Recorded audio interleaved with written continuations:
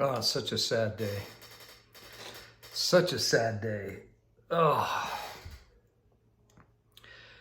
you know, this killing, murder of assassination of Charlie Kirk has just really rocked our world here. Uh, we have family that are just devastated. Friends that had children at the event at UVU. Uh, I don't want to speculate. Actually, I shouldn't say it that way. I'm not going to express my speculation of who and what, the circumstances around the assassination. Apparently, it was around a 200-yard shot. I've made in hunting, rifle hunting, I've made several 200-yard plus shots. It takes practice and skill to be able to consistently do that. But you know what? I don't really believe anything I hear anymore on the media. I really don't. However, the one consistent thing that you can look at is the disruption on college campuses. You had the BLM movement, very destructive and destructful, burning, just destruction and killings. A lot of people don't report that. Lately, it's been anti-Israel, free Palestine, free Palestine, and the killings and the murders and just the gross things and on college campuses, universities. This is in the similar mode as that, in my opinion. So whoever's feeding that beast, one of our missionaries that we served with, and I shouldn't say our missionaries, but one of this great young men we served with, and we served with a lot of them, but this one had a great insight. He said Satan it does not have the ability to create, to procreate. Lost that ability, never had it. I shouldn't say never had it. I don't understand the pre-mortal Satan necessarily, but certainly not keeping his first estate has lost that ability, and that is what he wants. And so all these organizations in the alphabet community, oh yeah, that's the other one I should have mentioned, obviously, where they're so destructive, so hateful. And I don't know if you've seen any of the TikTok stuff, but people just celebrating this assassination of just a good human being, a good person, wanting to engage, wanting to talk, wanting to debate, never wanting any kind of violence.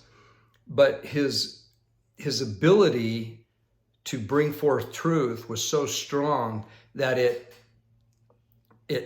had such an effect on demonic people, and the only thing they can do is lash out. And this is this former missionary friend of ours, young man attending law school now. Such a brilliant insight that because Satan doesn't have this ability, he doesn't want that ability for anybody else. And so you can see how the alphabet community is self-destructing in the sense that they cannot procreate. They do not procreate. Now you can say, well, they adopt, but that's not creating, that's adopting another creation, which is great. We've adopted. So I understand they're your own. I get that. But the reality is there wasn't, you weren't involved in that creation. Now look, I don't want to offend people that for whatever reason haven't, I get so sick of walking on eggshells on everything that we say or do. It's just ridiculous. It's an obvious thing, but it's so insightful to see that that's what Satan wants. So when someone of the awesome character of Charlie Kirk, who has this amazing genius level ability to debate and to communicate, especially with young people. It was such a threat. It was such a threat. So I think the reason why he was a real target in all this is that he was communicating with the young people, because this is where it all starts. This is where Satan starts, and this is where people that follow Satan start. They're demonic, and it always starts with the very, very young, the innocent. And then as they get older, continue it. And so, schools, public schools that are just, that's the way you do the indoctrination, and then as they get into the universities. And that's why so much of this stuff is generated at that level. It's the mind, it's the young mind. We all went through it. I wouldn't call it rebellious necessarily. Charlie Kirk wasn't rebellious. He was maybe, in a sense, he was rebellious against a corrupt system and a people that were going against God and his son, Jesus Christ, and embracing satanic beliefs, really. So this is a big deal. Another thing I think is a big deal is that it took place in Utah. It took place in Utah. Okay, I'll just put it out there. I wasn't that thrilled with the church's statement. First off, it was done by Doug Anderson. I thought that guy was gone after the debacle with Timothy Ballard, where Doug Anderson put out this real personal statement against Timothy Ballard. Now look, I've never really picked a side with Timothy. And you can look past on previous videos when that came out. I was more upset with Doug Anderson. Like, you don't air dirty laundry as a church, representing the church, and giving it to a corrupt media. I can't remember if they're a paper or what they were, a media outlet that was purchased by George Soros. You don't condemn a guy with print.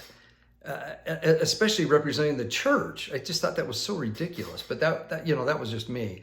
I have no idea on Timothy Ballard. I really don't. I don't follow it. I don't. And speaking of Timothy Ballard, I have a good friend of mine, Troy Abels, The Last Dispensation. I've had a couple of really good conversations with Troy. If you follow Troy on The Last Dispensation YouTube channel, you'll notice he hasn't put out very much content lately. He hasn't put out any for a month or so. And with his permission, he gave me just to let you know that he's alive and kicking, but has gone through some real trials, both he and his wife and their family. And so I know your thoughts and prayers will be with them. Troy's a dear friend. I love him. We don't always agree on everything, and I don't even know why I just said that. None of us agree on everything, but that has nothing to do with anything. But some people might say, well, what's going on? It's not my place to say. But let's just say that a lot of things happened all at once, and he will be back, and he'll be putting out content again, and we'll all be looking forward to it. So God bless you, Troy. I love you. Challenging times. But anyway, my point is here's the church's statement. Now this is Utah. This is the center stake of Zion. Salt Lake City, Utah. I know some people don't like to hear that. It's the headquarters of the Church of Jesus Christ of Latter-day Saints. And UVU, in some sense, is it's not a church school, it's a state school. But Their institute program is, I think, second to none. I think they have an amazing institute program there. But there's so many members of the church that attend UVU. And it's right next to BYU. There's a lot of mixture there. A lot of the BYU students will take institute at UVU because it's so good. And then you have the religion class. You don't have institute at BYU. You have religion classes that are required. But the UVU gives you more of the social, as well as learning some amazing things that you don't get necessarily from a religion class, from some crazy liberal professor at BYU. Editorial comment there.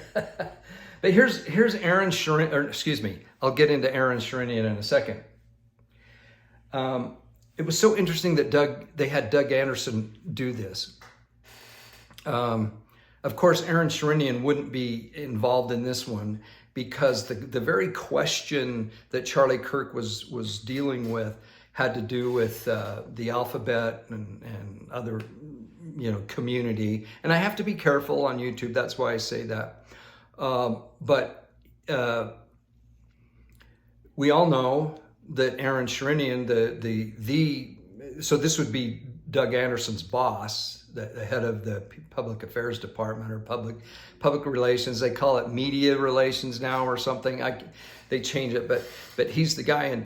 And Greg Madsen and others have talked about Aaron Sherinian and his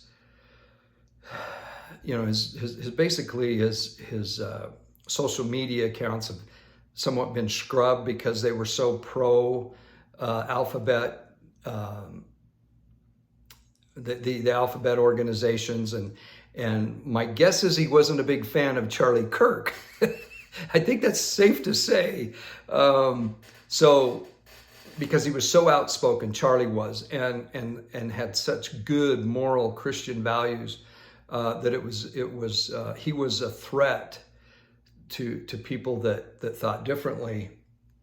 And I would dare say Aaron Sherinian was one of those individuals who thought differently about that.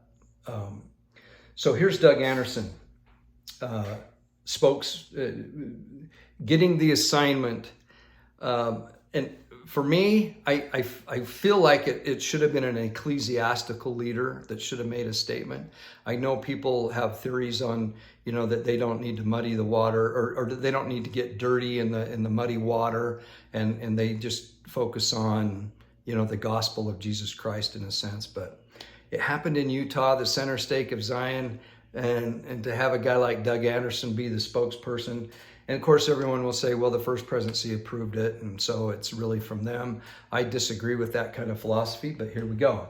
Okay, so here's what Doug Anderson said. It is with great sadness that we learn of the shooting that took place at Utah Valley University, resulting in the death of Charlie Kirk.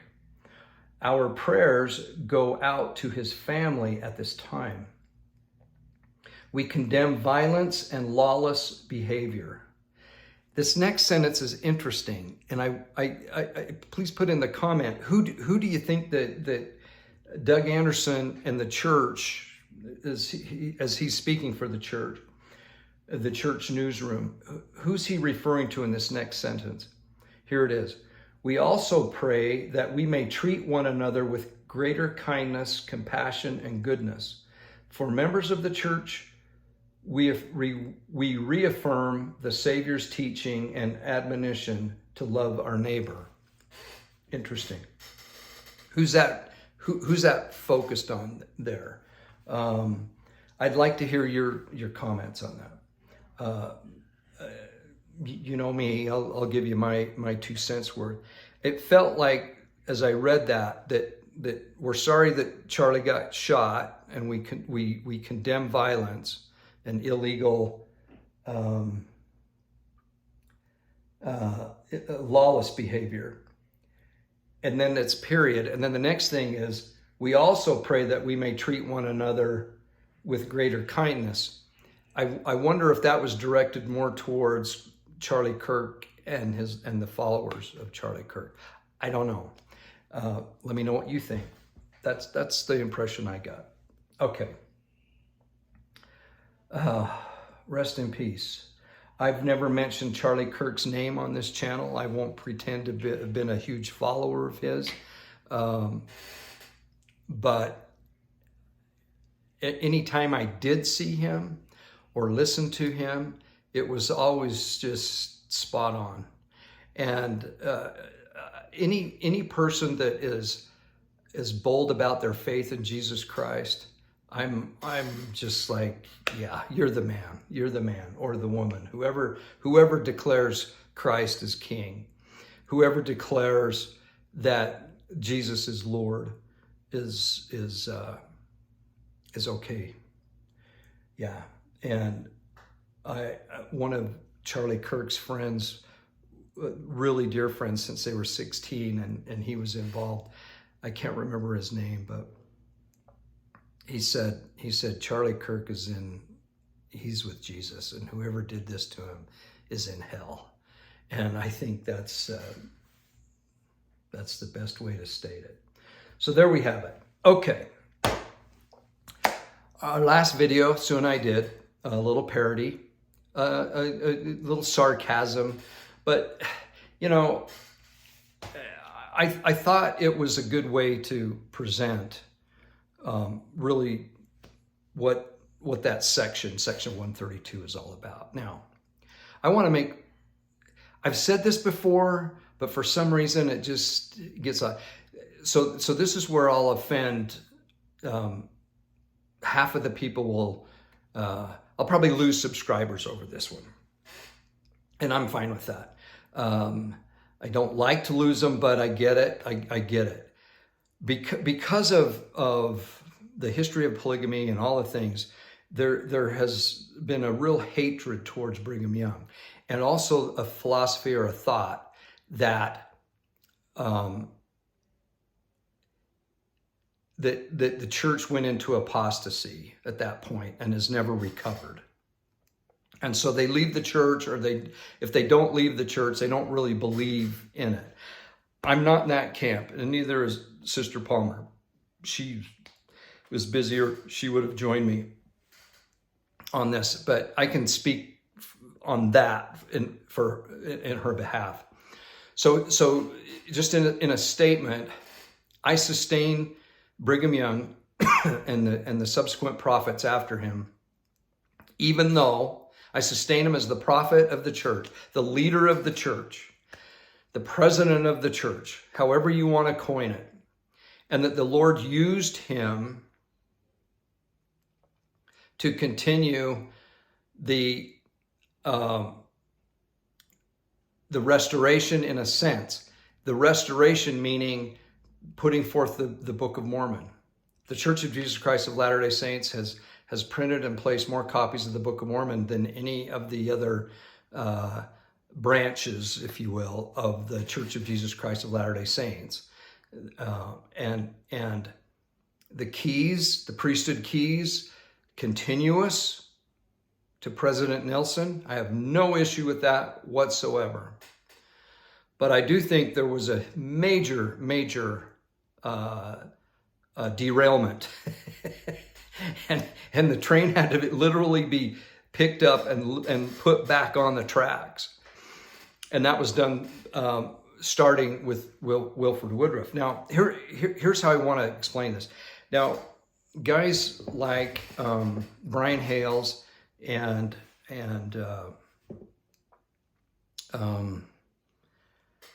oh gosh, well we'll just go with Brian until I can think of some other names.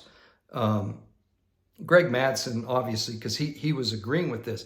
They brought up this weird analogy, and it's if you pick up the stick, you're picking up both ends. So if you say that Joseph did not practice polygamy, you're calling Brigham, John Taylor, Wilford Woodruff, Lorenzo Snow, you're calling all them liars.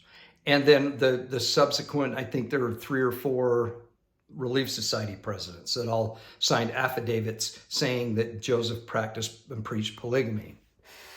And some of them being married to him. So you're calling them liars. So you pick up both ends of the stick. Well, that's the dumbest thing I've ever heard of in my life. say there's a 6-foot long stick, and I pick up one end of that stick. The other end is going to be in the ground. It's going to be grounded in the gospel of Jesus Christ. I'm just picking up this other end that doesn't make any sense to me.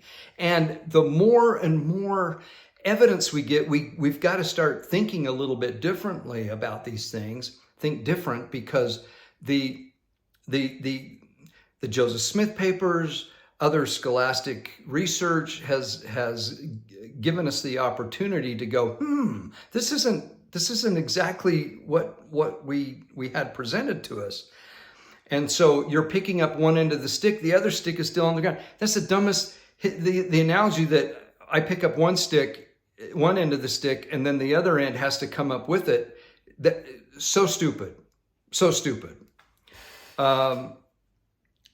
Many, I don't know many, but just through comments, I see that many are in the same situation that we are in, or the belief that we are in, that we're still card-carrying members, we're still believers, we love and sustain, we look forward to spreading the gospel, talking about things, but this one thing is an issue. And I've never believed it, and I've run across other people that have made comments here that they always thought that was the anti-Mormons that preached that Joseph was with 14-year-old girls and all that. That was anti-Mormon, and so yeah, and then I never really thought much about it. I never really spent my time or life, studying it or anything. But as I mentioned, when I was stake president in Park City, the Rough Stone Rolling book came out, and it became a big hit in our stake. And I went, oh, I better read it. I think I've read every biography on Joseph Smith. His mother's. There's one by George Q. Cannon. Truman Madsen has one. There's several, and I've read them all, I believe. There might be some newer ones that I missed. But Rough Stone Rolling, basically a biography of Joseph Smith by Bushman. And I hated that book, and I was public about it, and I've expressed that before. And again, I just thought, this is trash. So that was 20, 30, 25, 20-something years ago, maybe. I can't remember exactly when that was, but it was early on when I was stake president in Park City. So this isn't new. What is new is the information. And so let me give you another, with this stick, this stick analogy. Let me read a couple of things that are really, really interesting. This is okay. So if you use the analogy that Greg Madsen, Brian C. Hales, and just forget the evidence, forget this, forget that. It's just you can't disagree with Brigham and all the prophets. Otherwise, you should be excommunicated. You're an apostate. That's just ridiculous. Let me give you, for instance. Okay, this is 1949. I've read this before, but this is good. Official statement on blacks and the priesthood by the first presidency under George Albert Smith and his counselors. Now listen to this. 1949. The attitude of the church with reference to Negroes remains as it has always stood. It is not a matter of declaration of policy, but a direct commandment from the Lord, on which is founded the doctrine. So you got a commandment, doctrine of the church from the days of its organization, to the effect that Negroes may become members of the church, but that they are not entitled to the priesthood at this present time. So this is a statement from the first presidency, 1949, saying that it's both doctrine and a commandment from the beginning organization of the church, so tying it to Joseph Smith. Now, we would read the church's, I'm not going to take the time in this video, but read the church essay now on the priesthood ban. And it's totally, it just denies this. It says a few members and some church leaders had the opinion, but we don't adhere to that. Well, this was the first presidency. Now, I could go on and read more. Well, let me read a little bit more of this. The prophets, so this is including all the prophets up to George Albert Smith, of the Lord have made several statements as to the operation of the principle. President Brigham Young said, "Why are so many of the inhabitants of the earth cursed with the skin of blackness? It comes in consequence of their fathers rejecting the powers of the holy priesthood and the law of God. They will go down to death. And when all the rest of the children have received their blessings in the holy priesthood, then that curse will be removed from the seed of Cain, and they will come up and possess the priesthood and receive all the blessings which we now are entitled to." So that was, again, George Albert Smith representing the first presidency. This is a first presidency statement, quoting Brigham Young. So why do I bring that up? Well, if we disagree with that, according to Brian Hales, then we're disagreeing with Joseph Smith, Brigham Young, John Taylor, Wilford Woodruff, Lorenzo Snow, Joseph F. Smith, remember the F, Heber J. Grant, and George Albert Smith, and David O. McKay, Joseph Fielding Smith, and then is it Spencer W. Kimball? I have that song in my head. Way more prophets that went along with the priesthood ban and temple ban that now we don't agree with.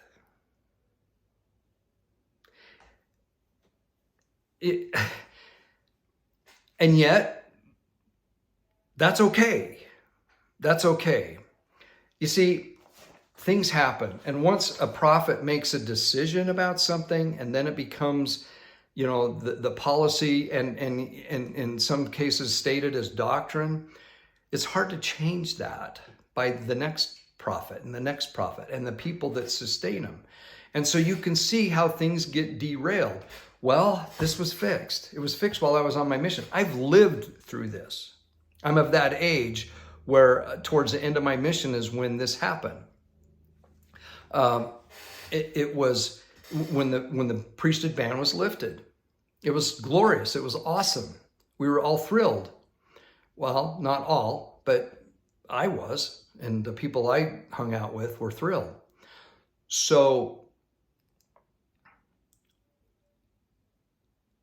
now, not agreeing, and now they even say, well, Joseph Smith actually ordained some black people. So he, and we really don't have any evidence that he taught it. Yet this is what we were taught, that he taught it. It's identical to polygamy. They always had to tie it back to Joseph to validate it. And now we deny that. My guess is sooner or later, the same thing will happen with polygamy. Because if you read the old section 101 in the Doctrine and Covenants, that was, I think it was the 1835, and then updated in 1844 edition. It was the section 101. It was a statement on marriage. You read that, and then read the proclamation of the family, the family, a proclamation to the world, and read that and see how aligned it is. And then read section 132 and see how that fits. It doesn't fit very well in the current doctrine and belief of the church right now. So some transitions take a long time. And because polygamy was such a personal thing with people having, parents and grandparents as polygamists and now great-grandparents, it's not that far removed. So it's still a very touchy issue. I have it on my dad's side, big time. And it just was, So my dad just passed away a couple of years ago. He knew that all the children of that were raised in polygamous families. He grew up. They were older, but he grew up knowing them. He died. My dad died. I think he's at age 94, or he was almost 94, maybe. Anyway, sorry. So it's very much, like the pioneer stock it's there still. And so some of these things just take a lot longer. But instead of looking at how you can get rid of people like us and get us out of the church, that's just not, I don't see the wisdom in that. And I let me know in the comments. Let me know if the race issue and the priesthood and temple ban, it isn't so much like the polygamy issue. I don't know what is. And it lasted a lot longer. And yet, because it was completely done away, and it was taught scripturally, that one reference, the blood of Ham, that's how it was taught. That's how it was taught when I was young. It wasn't a policy. It was taught as doctrine. So if you've lived through it, you can't be buffaloed. You can't be like, oh, it's always just been policy. Don't tell me that. Don't tell me that. Don't tell me that. But things happen. Brigham Young was the prophet of the Lord to lead the saints to Salt Lake and get the foothold, get the gospel of Jesus Christ. And I should really say the restored gospel of Jesus Christ, get a foothold, because they were being driven and persecuted everywhere they went. And so Mexican territory, a great place to get a foothold, and then work towards statehood, all the things that he did, the colonizing. You have to be a bit of a roughneck to get that stuff done. So I have no problem defending Brigham Young in that sense. But I'm not going to defend the priesthood ban. I'm not going to defend polygamy, and I'm not going to defend the Adam God, and I'm not going to defend blood atonement. That doesn't mean that I have to pick up both ends of the stick and I'm an apostate and let's get him run out of here. How ridiculous. How ridiculous. Sue and I have been on the front line of this gospel our whole lives. Probably the most consistent people you can imagine. We've just served, we've done, we continue to do and to testify and teach. But when we see something or feel something that is way off track, I'm not going to go along with it just to not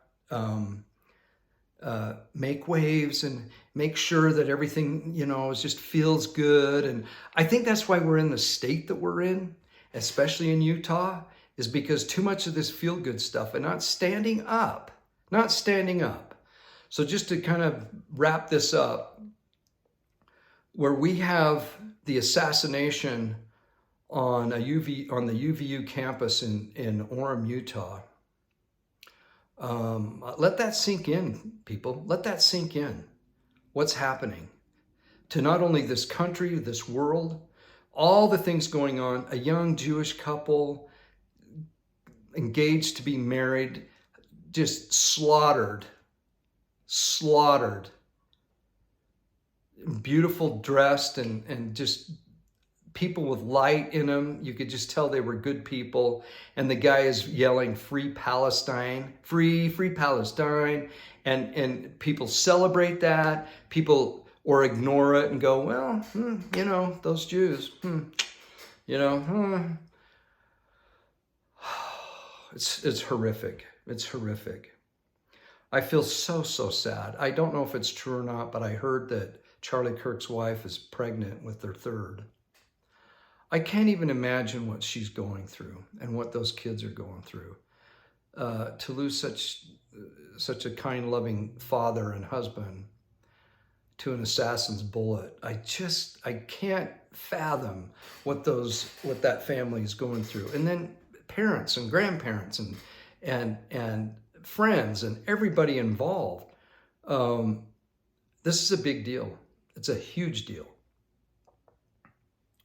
The attempted assassination of President Trump, a lot of the mainstream media just kind of poo-pooed it. Still continue. And if you can believe some of the mainstream media's reporting on Charlie Kirk's assassination, it's disgusting. It's absolutely disgusting that these people are still allowed to spew their vomit on goodness. But, you know, it's very frustrating. I don't know. My gut tells me it's going to get far worse before it gets better. And we better be on solid ground. And we better be willing to speak up. I feel like I'm doing something on this channel. I talk about things that matter, I think, and I defend. I have the President Benson's talk I read at the beginning of June every year, Beware of Pride month. It's Beware of Pride month, and I read that, and I love it. And it's basically, it's obviously about pride and whatnot, but I'm combating what the word pride has become, and that horrible organization that promotes both the rainbow, that was a covenant between Noah and God and the human family, and to pervert that into a perverted organization, and and then using the word pride. They're actually using it correctly. Because pride is always negative in Scripture, and so if they want to embrace that, good on them. It's like marking themselves, you know, that like it talks about in the Book of Mormon. God didn't need to put a mark on them; they did it themselves. So anyway, that's it. Are we clear? Are we clear? So now I've offended those that hate Brigham Young and want to leave the church. They think I'm just a big loser. Fine.